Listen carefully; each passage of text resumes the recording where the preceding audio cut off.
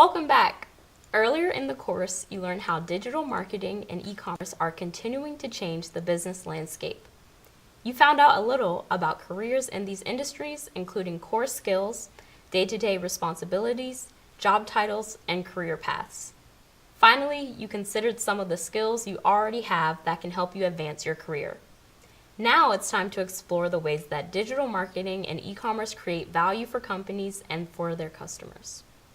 In this part of the course, you'll learn how companies use digital channels to reach customers and explore foundational concepts that can turn potential buyers into loyal customers. Lastly, you'll learn why measuring marketing performance is so important to success. Digital marketing is constantly growing and changing. That's part of what makes it an exciting field to work in. But some things are always important, like raising awareness, fostering trust, and building loyalty. The methods may change, but learning the fundamentals can help you adapt and grow along with the field. Are you ready? Let's get started.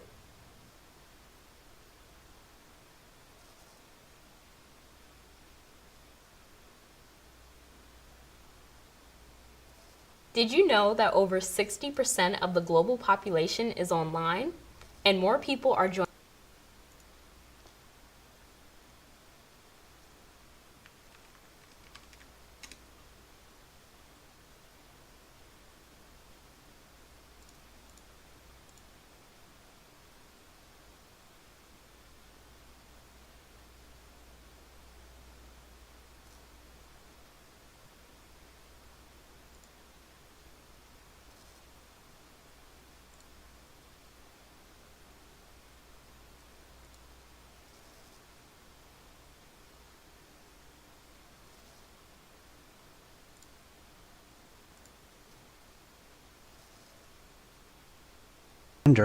For the AZ-104 exam, is there any programming on the AZ-104 test?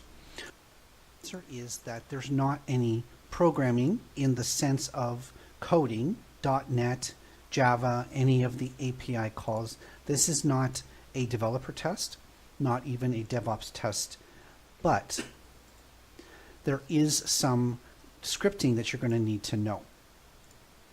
So scripting is the form of PowerShell or CLI. Now, in terms of going to access Azure resources, the most common way that we're going to do that in this course is through the Azure portal.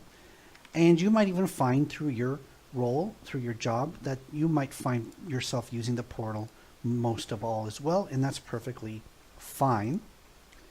But there is a couple of other methods that you can access the Azure resources running on your account. I mean, there's a few even beyond this, beyond .NET SDK, and there's a REST API. But I'm going to talk specifically about the two scripting languages of PowerShell and Bash CLI. The other types of what I would consider to be programming, which is really just being able to read a JSON, which is part of ARM templates and is also returned. Website, they targeted sites that focused on running. Because they did research, they knew where to find their new customers online. That knowledge also let them create tailored content for their social media accounts that reached the right audience. And because they researched their audience, they were able to set meaningful goals for their strategy. With clear goals in place, they knew exactly how to measure their success. The information they measured allowed them to adjust their customer communication and improve their video, social, and email campaigns. They were able to recognize opportunities to reach potential customers and engage with them effectively. Yes, sales went up, but their well-planned digital strategy also built awareness, trust, and loyalty. You'll learn more about how marketers create and execute strategies like this one throughout the program. For now, let's recap. Digital marketing is more than running ads to drive sales. It's a set of practices that can affect a company's customer interactions at all levels and during every stage of the purchase journey. By learning about their customers, digital marketing teams can reach their target audience in a crowded online marketplace and nurture customer relationships over time.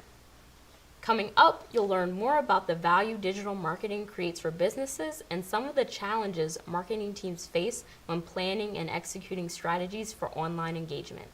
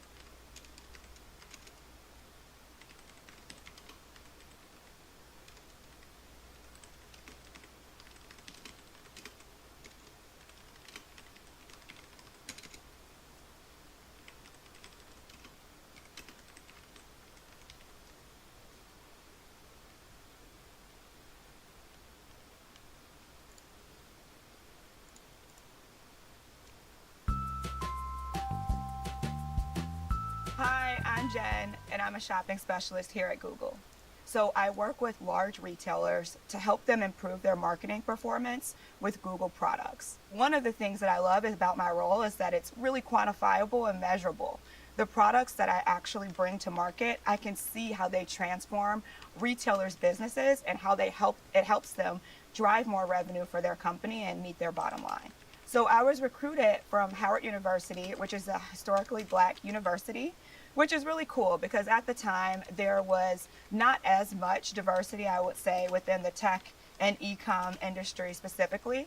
So when I think about DEI in the space of e-com, I really think about how we're connecting to our customers. We have to remember that we're representing and we're trying to reach a diverse customer pool. So our teams also have to be diverse. So I would think that we want to shape our teams, our community, our culture to be as open as possible to reflect society. I came without any e-com experience, without any digital marketing background. I really think that e-com is a place where you can come and grow in the role. And most folks that come from non-traditional backgrounds, are not classically trained in e-com or digital marketing, and are able to ramp up and add value to their clients really effectively within a short amount of time. So when I think about diversity, equity, and inclusion, I really like to put it in the context of people. So diversity specifically, I think about the breadth as well as the depth of people. So having the same opportunity set. And diversity is making sure that everyone has access to that. When I think about equity in terms of people, I think about compensation. We all want to make sure that we're being paid at a similar rate for the skill set that we're bringing to the table. And when I think about inclusion, I really think about belonging. And really for me, that has to do with whether my opinion is valued and whether my input is accepted by the team and sparks a dialogue and conversation in the same way that someone else's would. If we think about society and we think about kind of sometimes how folks are just trying to check the box, sure, we can have kind of a diverse environment around us, but if everyone is not being compensated fairly, or if people don't really feel like they belong and they're coming from different backgrounds, it's not really making a dent and really not really contributing to the overall goal, which is, again, to be representative of society. It's important that we have all three, because we can have a diverse room, but that doesn't mean that everyone has an equal voice. The way I make sure folks who may not look like me or talk like me or act like me are heard is sometimes I just like to take a step back and listen. We often can fill up a room with our thoughts and you miss the input from some of our more quiet or reserved teammates. So sometimes I just like to take a step back, take inventory of the room, and take a couple of meetings to just listen. And that allows other folks to kind of have more room to voice their opinion and to provide their input. And sometimes I even, like to ask folks directly who I know may not be more comfortable sharing their opinion directly, like, hey, X, what do you think about this specific topic? And that's a way that you can make it open and friendly for someone to contribute without them feeling uncomfortable kind of cutting other people off who may be a bit more boisterous. I think the goal is for companies and marketing companies to look just like society. That is the ultimate goal. But the way that we can do that is through action. So rather than using words and saying what we believe we stand for, the way that you can demonstrate that you believe in it is through actions and through creating that change that you want to see.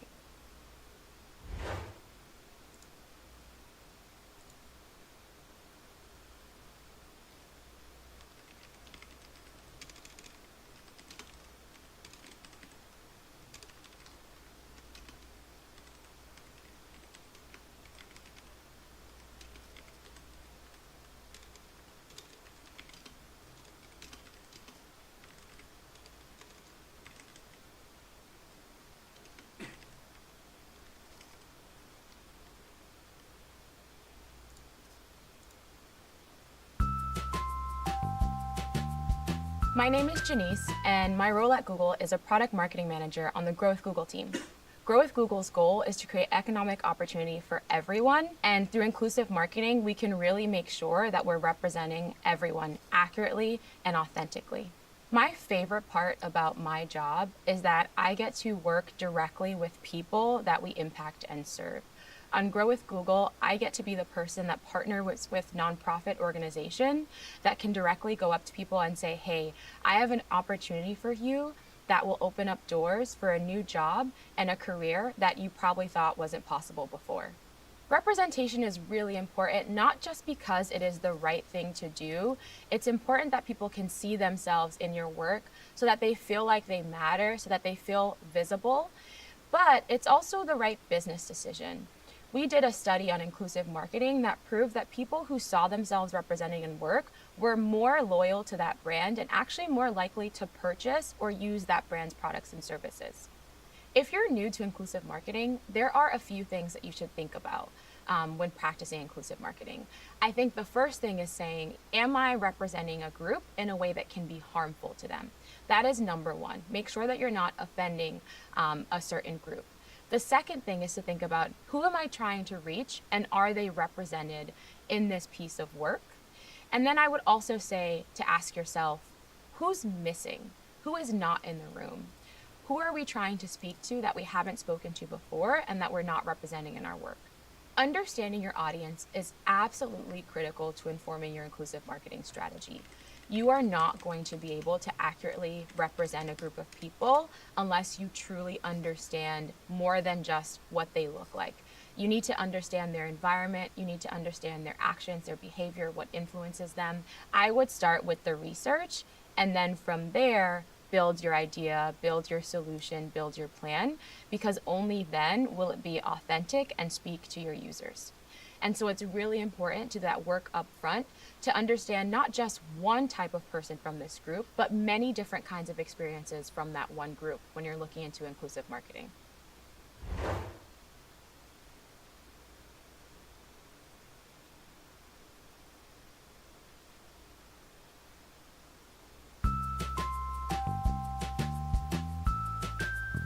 My name is Xiomara.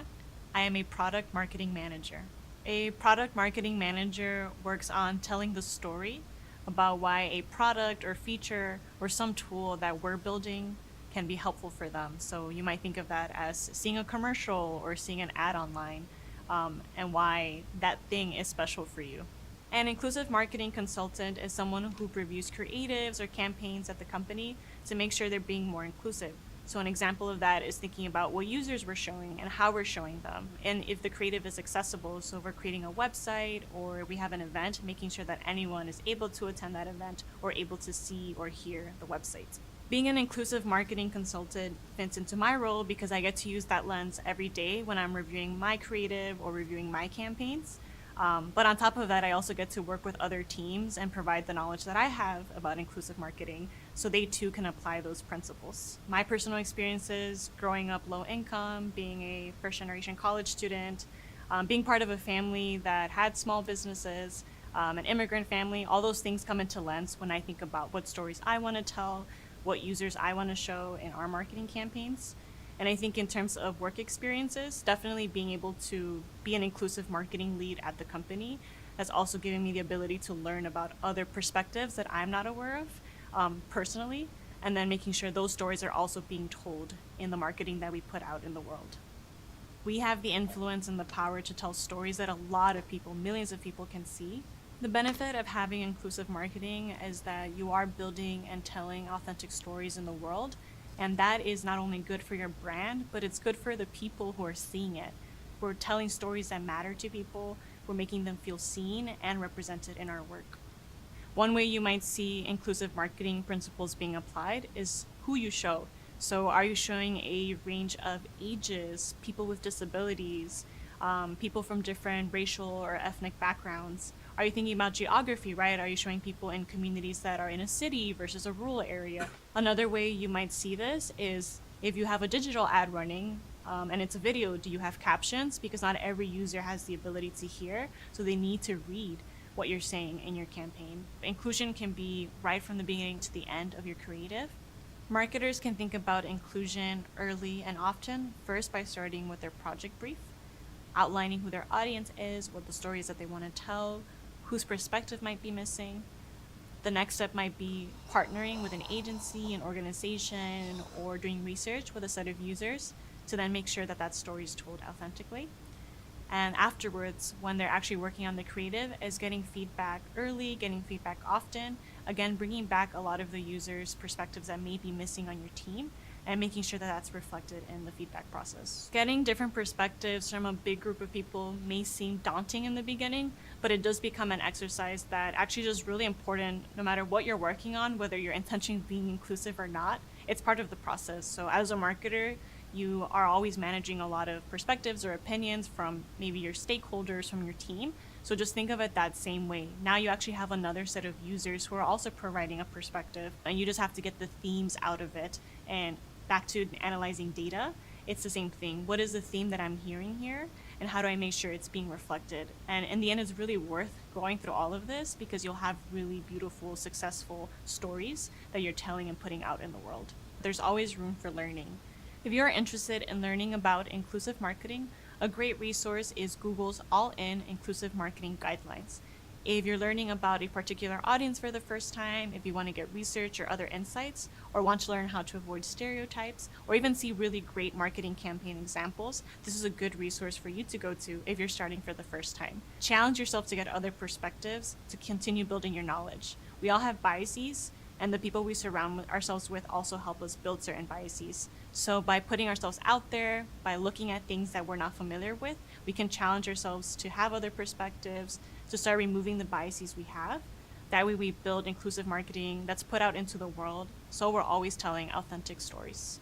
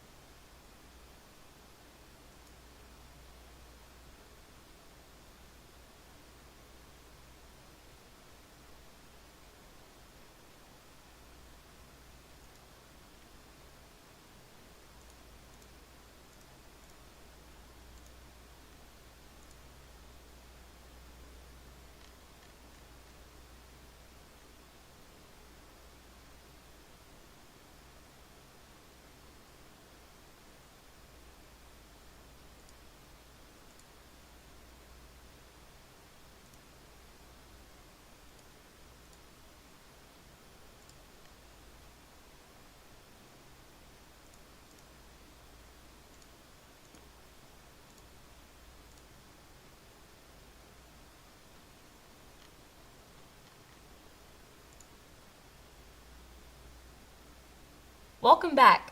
So far, you've learned about some of the things digital marketing and e-commerce can do for e-commerce businesses. You know the advantages of digital marketing and the challenges of reaching customers in a crowded online field. You also know that the first and most important step to any marketing strategy is learning about your customers. Let's get deeper into that last point. It's easy to think of a business's marketing efforts as being all about them, about ways to bring in customers, boost profits, or grow their online presence. But a really effective marketing strategy starts with learning about customers' needs and pain points. Pain points are the specific problems customers and potential customers want to solve. Instead of asking, how do we sell more products? The most successful businesses want to know, how do we help customers address their pain points or achieve their goals? One is about the company's goals, the other is about the customer journey. What is a customer journey? Well, think about the last time you recommended something to a friend. It could be a product, like an app or a tool, or a service, like a restaurant or a contractor. Now think about your journey with that product or service. How did you first find it? If you had questions, how did you get answers? What convinced you to try it? How did it help you solve a problem or achieve a goal? And finally, what made you decide to recommend it to someone else? The path you take from learning about that product to getting your questions answered to making a purchase is your customer journey. From your perspective, the goal of that journey wasn't necessarily to purchase a specific product. It's just the thing that you ended up purchasing happened to fulfill your needs. Here's an example. Let's pretend you're in the market for a new weather app. Maybe the one you have isn't reliable and you keep getting caught in the rain without an umbrella. So you search online for best weather apps and find some options. One stands out because the name is familiar. You think a friend might have told you about it recently, or maybe it was an online ad. You narrow your options to a few candidates and start reading reviews. 2 have all the features you want, but you pick the one with the familiar name. It tops several best of lists and it has a trial subscription. So you download the app, but it's not working right. You go back to the reviews and find out this is a known issue, so you contact the support through live chat. They help you fix the problem quickly, which makes you feel good about the company. You start the trial, and after a month, you've always had your umbrella when it rained. You get an email reminder that your trial is about to expire, and you're so happy with the app that you purchase a subscription. Now you're a loyal customer. Each interaction with the brand during this purchase journey is called a touch point. From the search to the customer reviews, online ad, trial subscription, live chat, and follow-up email, every touch point had the potential to help or hurt your impression of the brand and its product. A bad experience at any point can mean an abandoned journey, so it's in a company's best interest to make sure you get information and answers you need along the way. With enough customer research, marketers can use these touch points to create a customer journey map. A customer journey map is a visualization of the touch points a typical customer encounters along their purchase journey. You can even have multiple journey maps based on the patterns and behaviors of different types of customers. Of course, it's impossible to know exactly what route each person will take, but journey maps aren't about predicting the future. They help you understand how and why customers are interacting with your business. When you know how customers are finding you, how they're learning about you, and what problems they want to solve, you can work to make their experiences better. And better customer experiences ultimately mean greater success for your business. And there you have it. By understanding customer journeys, you can create better, more user-friendly experiences. Coming up, you'll learn how journey maps work along with another tool, the marketing funnel, to target their marketing efforts and encourage potential customers to make purchases.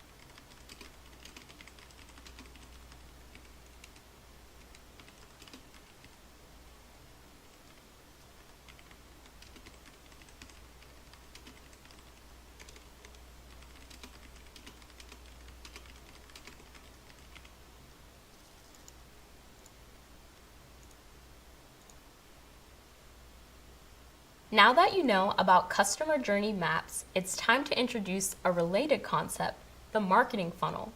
The marketing funnel, also called the sales funnel or conversion funnel, is an idea that's older than the internet. In fact, marketers have used it for over 100 years. If it's been around that long, it must be a pretty powerful tool. So what is a marketing funnel and how does it work? A marketing funnel is a visual representation of the process through which people go from first learning about a brand to becoming loyal customers. The funnel is wide at the top and narrows toward the bottom because a lot of potential customers will enter the top of the funnel, but only some of them will reach the bottom to become loyal customers. Of course, people will drop off at every stage in between, so you want to make sure you're doing everything you can to keep them moving through the funnel. There are a lot of different versions of the marketing funnel, and you'll learn about a few of them later. Right now, I'm going to introduce you to a simple version of the funnel that has 4 stages: awareness, consideration, conversion, and loyalty. At the top of the funnel is the awareness stage. This is when a potential customer encounters a brand for the first time, maybe from an ad or a recommendation. At this stage, the customer probably doesn't know enough about that company to form an opinion. They're just aware it exists. Awareness is the widest tier because even though a lot of people might know about a company, only some of them will think about doing business with them. That's why it's important to raise as much awareness as possible among target audiences. A target audience is the group of people most likely to purchase a company's products. They're the ones whose attention your digital marketing efforts should capture. Things start to narrow at the next stage, consideration. This is when some potential customers from the awareness stage start to think about doing business with a company. At this point, they could be actively browsing the website or comparing different brands, so making a good impression is key. Those who move beyond consideration go to the conversion stage. Conversion is when someone decides to make a purchase and become a customer.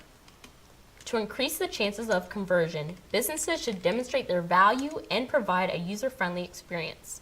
The last stage is loyalty. It takes a huge amount of effort to move potential customers from awareness to conversion.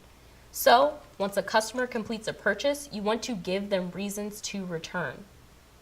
Making current customers happy can increase trust and keep them coming back for years to come. Now, if you're thinking that this all feels pretty similar to a customer journey map, you'd be right. Marketing funnels and journey maps are related concepts, and they're best when used together. Here's how they complement one another. First, you know that a journey map traces the customer's path to purchase along specific touch points.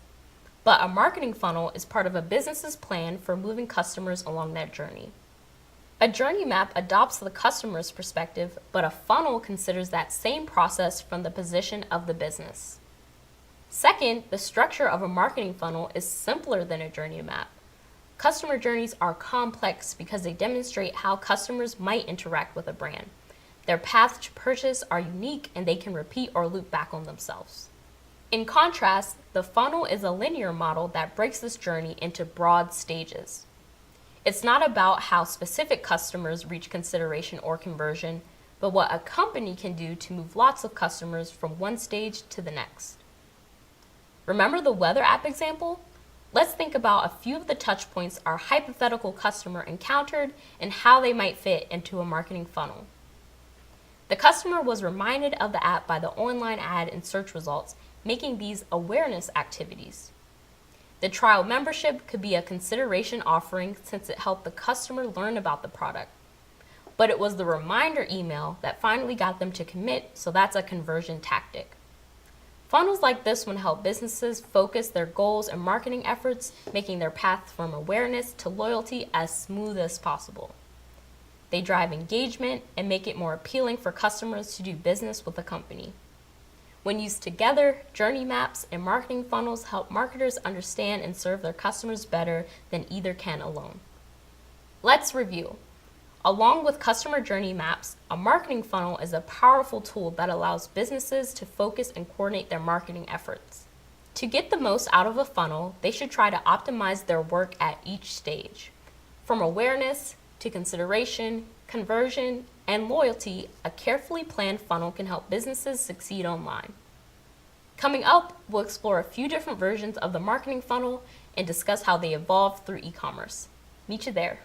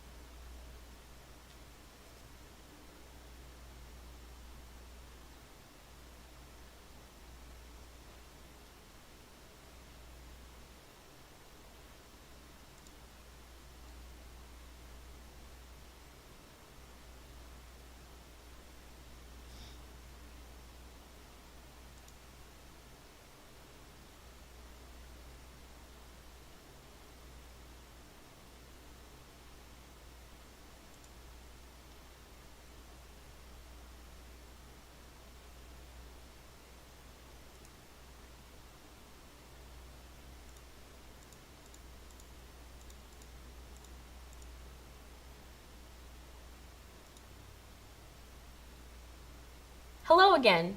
Earlier in the course, we went over the concepts of the customer journey and the marketing funnel. Now, let's explore the funnel in a little more detail, starting at the top with the awareness and consideration stages. We'll consider some of the things teams can do to get attention from potential customers and drive engagement effectively. First, awareness. You already know that awareness is when a potential customer encounters your brand for the first time. This may seem like a simple idea, but how do you make sure your brand gets in front of the right audience? The first step is research. Finding out who your customers are and where they are online can help you focus your marketing efforts in the right places. Getting to know your particular audience allows you to pick the channels that have the best chance of reaching them. There are a lot of different tactics a business can use to reach customers. One way is to improve their rankings and search engine results. They can do this by optimizing website content around specific search terms or paying to place digital ads on websites, social media, email, or video platforms. Forming promotional partnerships with other brands or influencers can also help raise awareness. You'll learn more about each of these tactics later in the program. For now, just remember that a strong top-of-funnel marketing strategy takes advantage of multiple channels and creates a consistent experience across all of them. It's also important to keep in mind that awareness isn't a one-time event. Once someone knows about your business, it can take days, weeks, or even longer for them to get to the consideration stage. So once you've reached a potential customer, the goal is to get them to remember you. Say your company sells refrigerators. That's a big purchase and not one that you make every day. So even if a potential customer knows about your business, they might wait until their old fridge breaks to start thinking about a new one. Maintaining a consistent online presence can remind them that you exist when the time is right. That way, they'll think of your business when they do need your services. Now let's move on to consideration. You know that consideration is the getting to know you stage. It's when people start exploring your business and finding out what makes you different from the competition. During this stage, the goal is to increase the chances that a potential customer will eventually make a purchase. They might be reading online reviews or actively browsing your website by now, so you need to give them reasons to stick around or to come back if they've already left. At this stage, some potential customers will become leads. A lead is a potential customer who has interacted with a brand and shared personal information like an email address. Let's take that refrigerator example again. Imagine that customer goes to your website and checks out a few different models, but they don't make a decision right away. Maybe they need more time to think about it or want to compare different brands. Or they could have just gotten distracted. You can engage that person again by serving them ads based on the products and pages they visited. That makes it more likely they'll return to make a purchase. Once a potential customer is on your site, you should aim to educate them about your offerings and explain how specific products or services address their pain points. That can mean offering engaging, useful content like blog posts, newsletters, or webinars. Free samples, tools, or trial memberships can let potential customers test out your services before committing. The goal is to start building trust in the quality of your products and give customers what they need to make an informed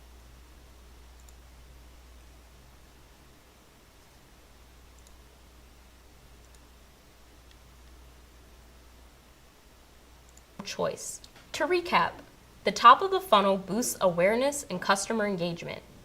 At the awareness stage, marketers use a variety of tools and channels to connect with potential customers and stay fresh in their minds. During the consideration stage, they should make it clear what they're offering and how they can meet customers' needs. When executed carefully, awareness and consideration tactics can lead to more people eventually becoming customers. Coming up, you'll learn more about marketing funnels and discover some ways to measure awareness and consideration success.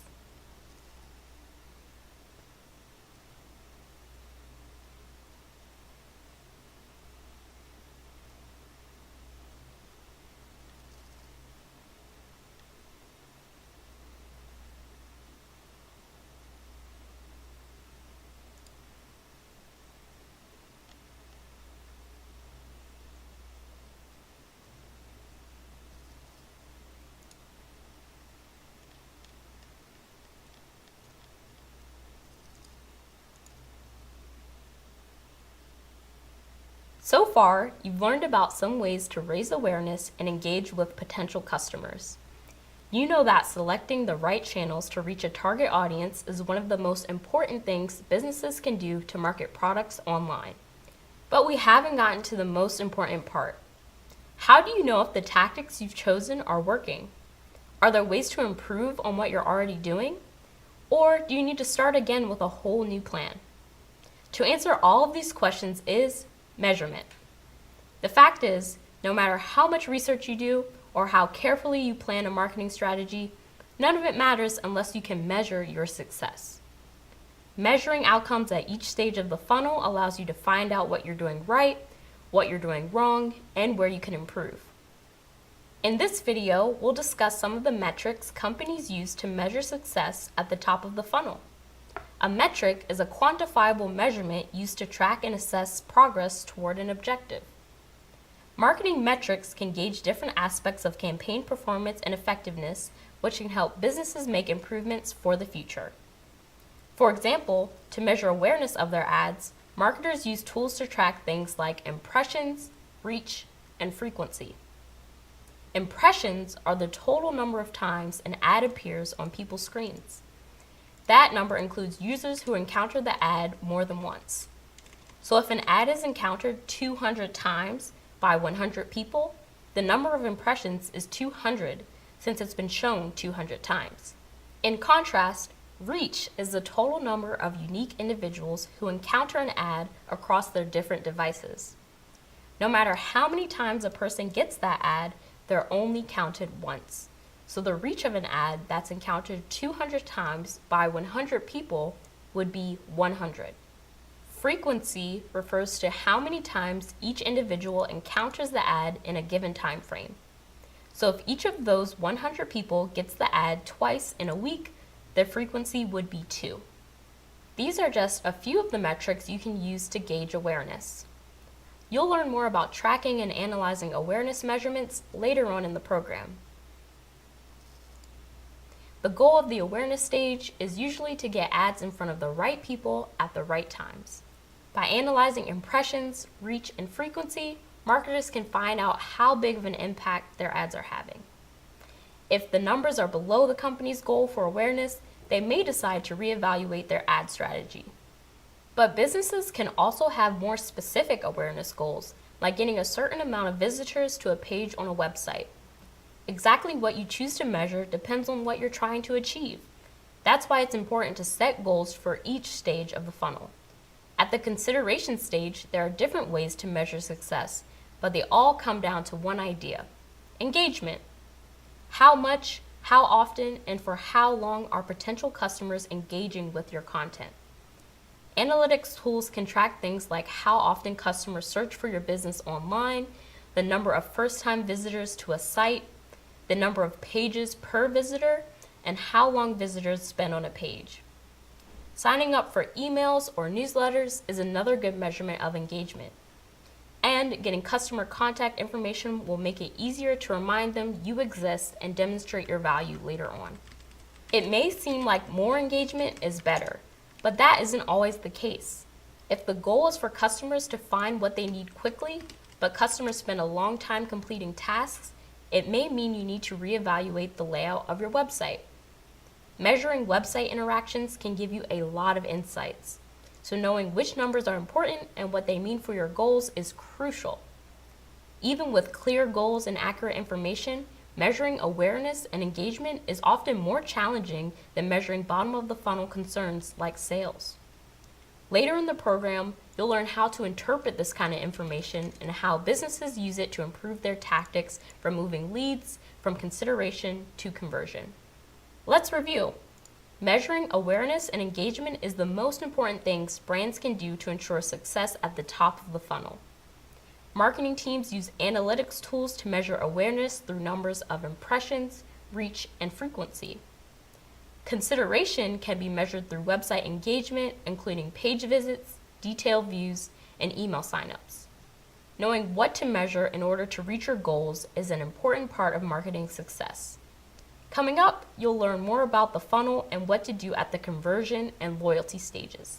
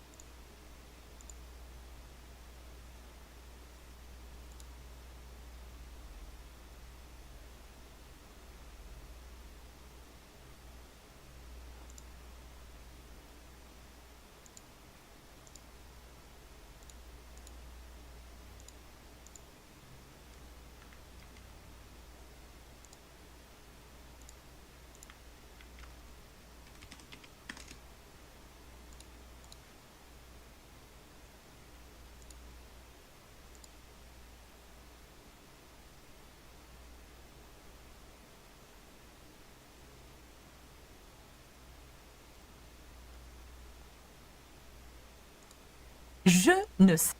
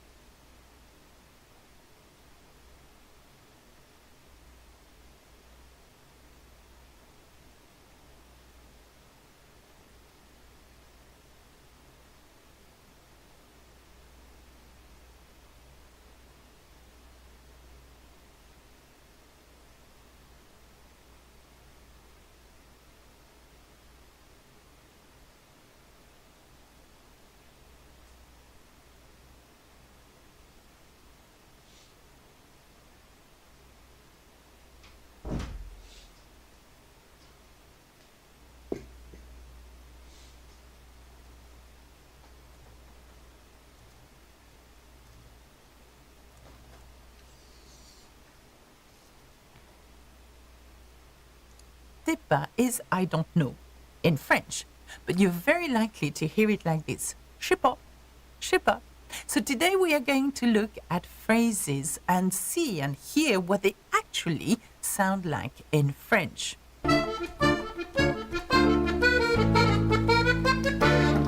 As always, there is a support guide available with this lesson, so click on the join button if you want access to my awesome live lessons and support guide. Follow me on Instagram and TikTok too. There is and there is il y a in French, but you're very likely to hear it like that. Y a. Quite simply, y a. And if you wanted to put that in the negation, there isn't or there aren't, you would say il n'y a pas. Il n'y a pas. But you would hear it most likely like yapa, yapa. And the same for there isn't any more of it. For example, we would say il n'y en a plus. Il n'y en a plus.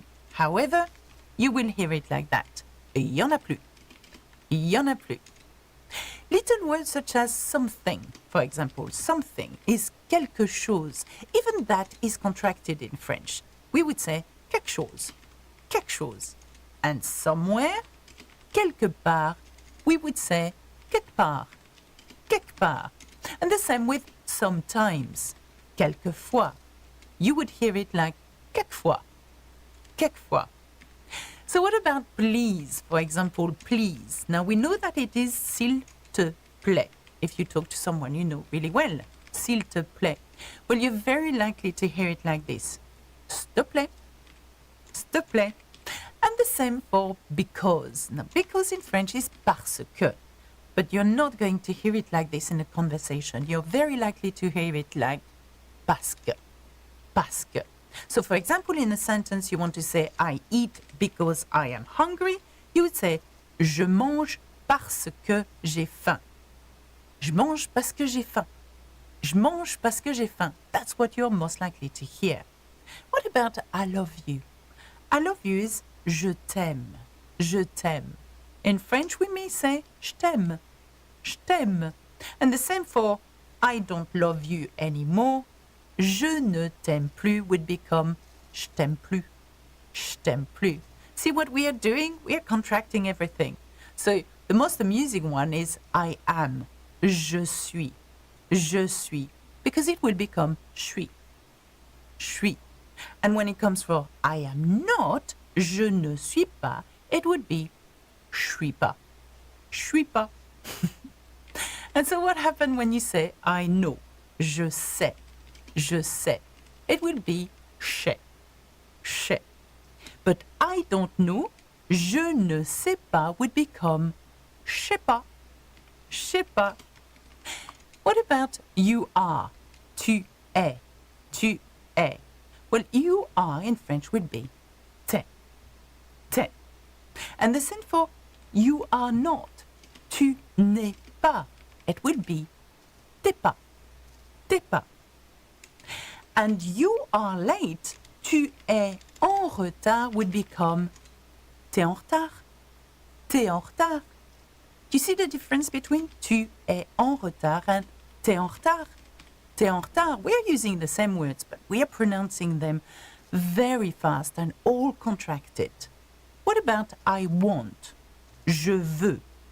Je veux. So try to say that the French way, the real life French way. It would be je veux. Je veux.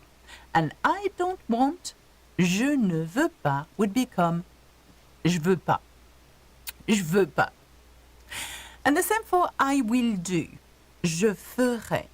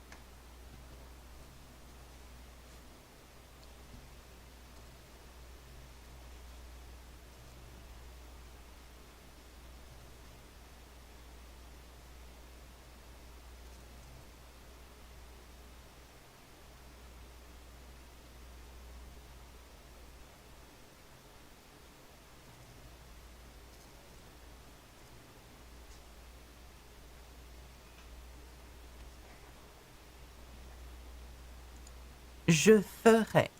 In French, you may likely to hear it like this. Je ferai. Je ferai. Okay? And the same for I won't do. Je ne ferai pas becomes je ferai pas. Je ferai pas. So for phrases such as I can is je peux. So you can imagine how we would say it in French, in a French conversation context. Je peux. Je peux. So if you wanted to say I can't, je ne peux pas, it would be je peux pas. Je peux pas. Now another interesting one is when asking question. You want to say, what's happening? Qu'est-ce qu'il se passe? Qu'est-ce qu'il se passe? Well, what's happening would become qu'est-ce qui se passe? Qu'est-ce qui se passe? And what did you say? What did you say? Qu'est-ce que tu as dit? So trying to say that the fast way, qu'est-ce t'as dit? Qu'est-ce t'as dit? So we're missing a few hurdles here. It's just qu'est-ce t'as dit? Quite, straightforward. And what about what did you do last weekend? Or what did you do this weekend? Qu'est-ce que tu as fait ce weekend? You're very likely to hear it like this. Qu'est-ce que t'as fait ce weekend? Qu'est-ce que t'as fait ce weekend? And I can imagine you trying to follow and trying to say it as fast as I can, but it's a matter of practice. Being aware of what these sentences, sound like in real French is very important. Now another one could be, do you need something? Do you need something? Tu as besoin de quelque chose? T'as besoin de quelque chose? T'as besoin de quelque chose? Other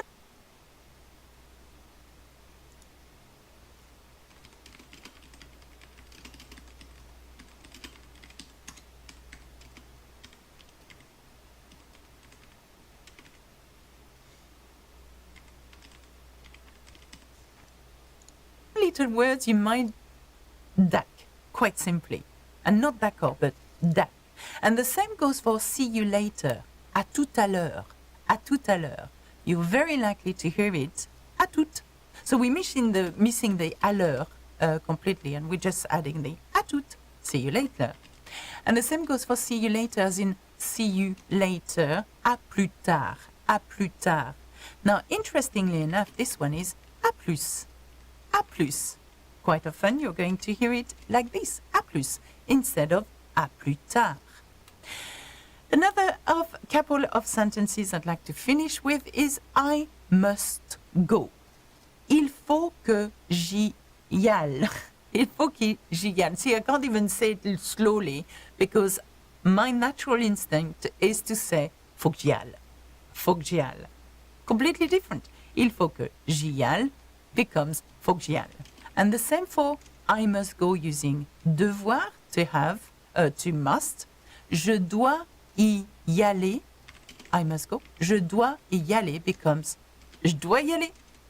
Je dois y aller. So what would be nice is for you to watch this video again because it's really hard to absorb what these sentences are really actually and how they are actually pronounced in a French context with French people, that is. But it will help you. It will help you to know what they actually sound. Il y a quelques années, quand je donnais des cours à l'Institut français de Varsovie, je me suis rendu compte que les gens avaient du mal à évaluer leur niveau. C'était des cours de conversation, donc il n'y avait pas de test de et C1, C2 à prendre.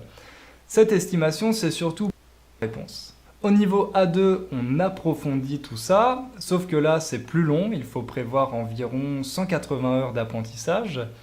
Une fois que vous avez terminé le niveau A2, sauf que vous avez la direction du musée du Louvre, mais vous n'êtes pas encore sûr de pouvoir comprendre la réponse. Au niveau A2, on sans chercher à comprendre. Cette estimation, c'est surtout pour aider les écoles de langue à fixer le nombre d'heures de cours. Alors, après le niveau A1, vous devez pouvoir comprendre et utiliser des expressions basiques pour faire des choses de la vie quotidienne, par exemple les formules de politesse, etc.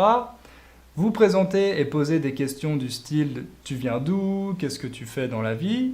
En gros, avec ce niveau, vous pouvez acheter un croissant dans une boulangerie et demander la direction du musée du Louvre, mais vous n'êtes pas encore sûr de pouvoir comprendre la réponse. Au Au niveau A2, on approfondit tout ça, sauf que là, c'est plus long, il faut prévoir environ 180 heures d'apprentissage. Une fois que vous avez terminé le niveau A2, vous êtes capable de comprendre les phrases et expressions fréquemment utilisées pour parler de la famille, des activités quotidiennes et du travail, communiquer en utilisant des phrases simples pour parler de choses qui vous sont familières.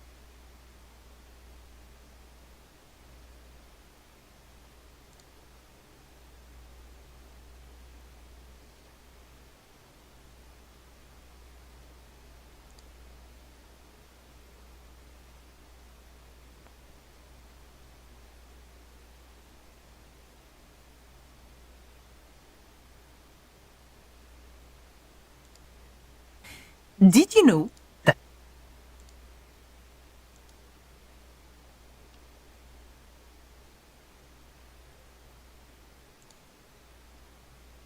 Yes, what is the weather like now? Attention, il fait beau. Très bien. Now here's another game. What is the weather like now? Il fait froid. Brrr. Il fait. So they need to be learnt in a certain order. And this is exactly what we are going to do today. Learn it exactly the way children in France learn the order of the subject pronouns. We split them into two groups, the singular subject pronouns and the plural subject pronouns. Okay, so let's start with a singular group.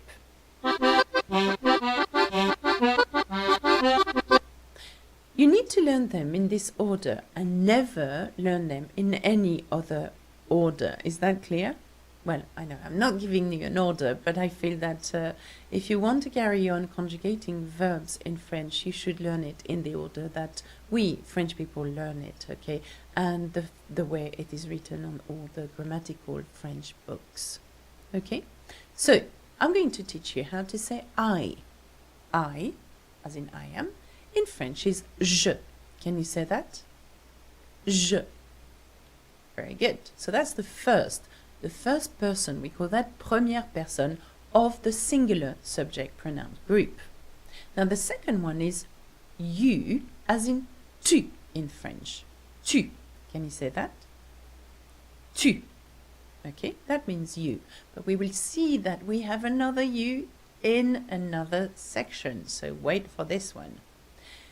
Then I'd like to teach you he. He in French is il. Il. Bonjour à tous. Présentation, j'ai trouvé le prof père efficace avec un prof la Tour Eiffel, le Louvre et Notre-Dame. Combien coûte l'entrée au musée? Numéro 2. Les attractions touristiques. Quelles sont les attractions touristiques les plus populaires et avoir un enseignement hyper efficace avec un professeur particulier et natif? Clique sur le lien qui se trouve dans la description, crée-toi un profil et profite de 5 € de réduction immédiate sur ta première classe. Et puis de cette manière, tu soutiens mon travail et la chaîne French School TV.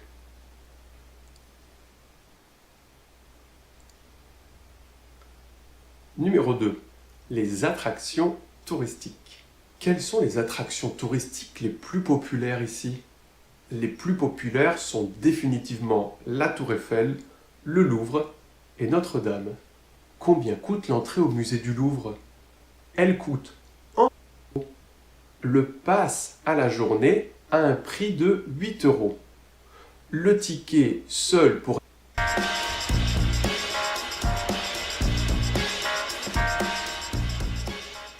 première thématique, se déplacer en ville. Comment est-ce que je peux me rendre à la Tour Eiffel? Comment puis-je me rendre à la Tour Eiffel? Prenez le métro numéro 2 jusqu'à la station Trocadéro. Où est-ce que je peux trouver un taxi? Où puis-je trouver un taxi? Il y a un arrêt de taxi à 100 mètres d'ici, près de la gare. Est-ce qu'il y a un arrêt de bus par ici? Y a-t-il un arrêt de bus par ici?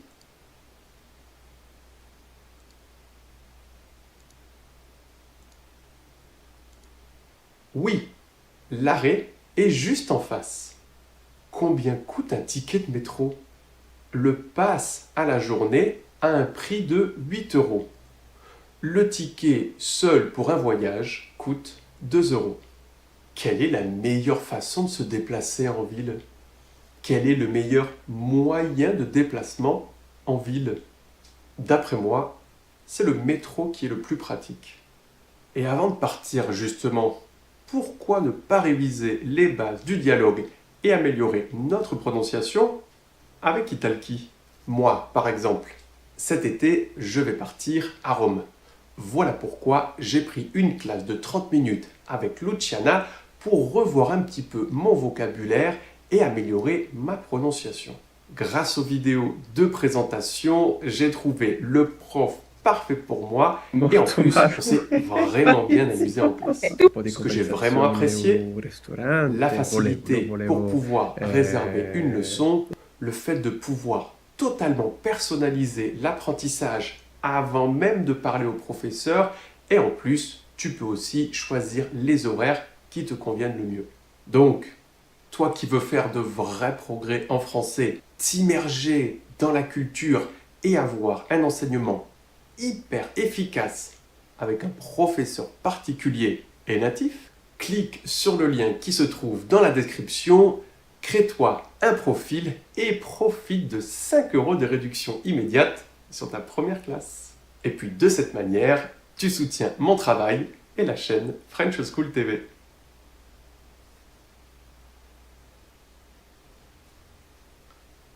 Numéro 2. Les attractions touristiques. Quelles sont les attractions touristiques les plus populaires ici? Les plus populaires sont définitivement la Tour Eiffel, le Louvre et Notre-Dame. Combien coûte l'entrée au musée du Louvre? Elle coûte environ 15 euros. Quel est le meilleur moment de l'année pour visiter le Mont Saint-Michel? Le meilleur moment, c'est au printemps ou en automne. Est-ce qu'il y a des visites guidées disponibles? Est-ce que c'est possible de faire une visite guidée? Oui, vous pouvez réserver une visite guidée à l'office de tourisme. Quelle est la durée moyenne d'une visite au château de Versailles? Oh, ça peut durer 2 à 3 heures minimum. Il faut compter 2 à 3 heures minimum. Thématique.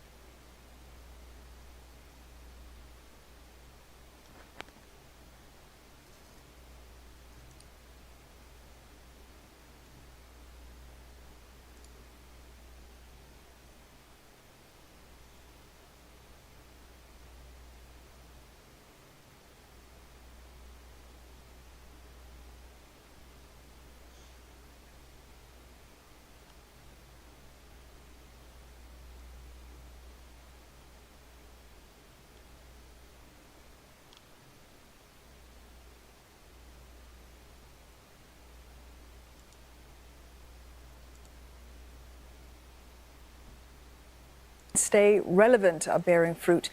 Work is also underway to reach out to more retailers to get them on board. As Geraldine Yap finds out, it'll take more than just a simple makeover to transform these businesses. For decades, the shop has adopted various digital solutions, including e-payments and an online shop to suit changing consumer needs. The owner also refreshed the shop front. New flooring and racks and thematic displays now greet its customers. The efforts paid off, with sales increasing 20%. With the to make it more inviting for our customers, and we actually found out that as compared to MS Color Transform. Under Heartlands Go Digital 3.0, one-on-one consultations can be held at the merchant's own shops. They can also join workshops in their precincts. At these classes, shop owners can pick up skills like digital marketing, service excellence, and financial management. More private sector partners and institutes of higher learning. Number one, use the 4 areas of focus under the Heartlands Go Digital 3.0 to grow, help to have adopted at least one e-payment solution. 2 in 3 are also using digital platforms like Carousel and Shopback. But adopting new technology is still among the challenges retailers face. A lot of Heartland shop, they are one-man show or two-man show, or even some of them actually have about 4 or 5 staff. But most of the staff are almost the same age with the owner. So they have been running the business for the past 20, 30 years, that kind of thing. So a lot of them also do not acquire and do not have the skill. So we need to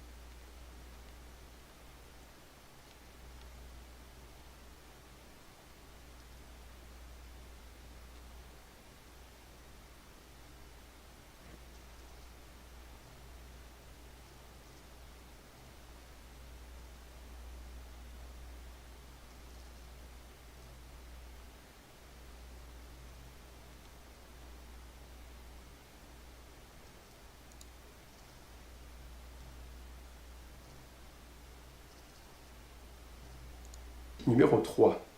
Commander dans un restaurant. Avez-vous une table pour 2 personnes? Peut-on avoir une table pour 2 personnes? Oui, il y en a une disponible à...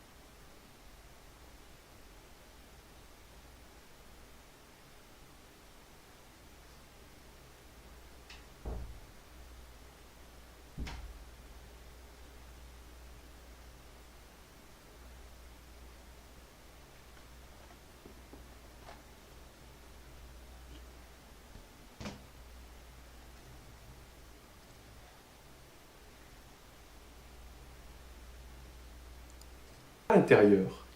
Quelle est la spécialité de la région?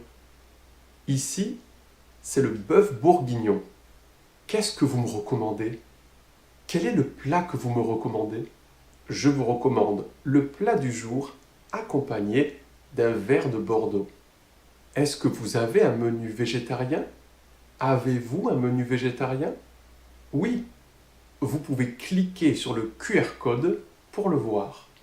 L'addition, s'il vous plaît. L'addition? La voilà. Vous réglez par carte ou en espèces?